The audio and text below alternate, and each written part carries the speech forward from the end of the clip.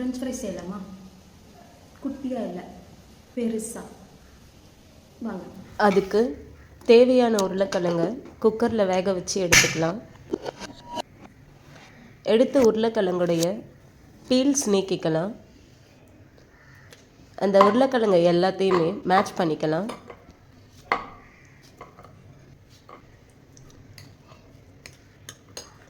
உருளைக்கிழங்கு தேவையான கார்ன்ஃப்ளவர் மாவு, சில்லி ஃப்ளாக்ஸ் அண்ட் சால்ட் இது எல்லாத்தையும் மிக்ஸ் பண்ணி நல்லா ஒரு பவுல் மாதிரி எடுத்துக்கலாம். ஒரு க்ளீன் கவர் உள்ள வச்சுட்டு இந்த மாதிரி மேட்ச் பண்ணிக்கலாம். ஒரு ஸ்கொயர் டைப்பில் வர வச்சு நம்ம கவரை கட் பண்ணி எடுத்துக்கலாம். ஸோ நமக்கு தேவையான கேக் ரெடி ஆகிடுச்சு. இதை நமக்கு தேவையான லார்ஜ் சைஸுக்கு கட் பண்ணிக்கலாம். இதை சூடான எண்ணெயில் விட்டு பொரித்து எடுத்துக்கலாம். இது கூட டொமேட்டோ சாஸ் வச்சு சாப்பிட்லாம்.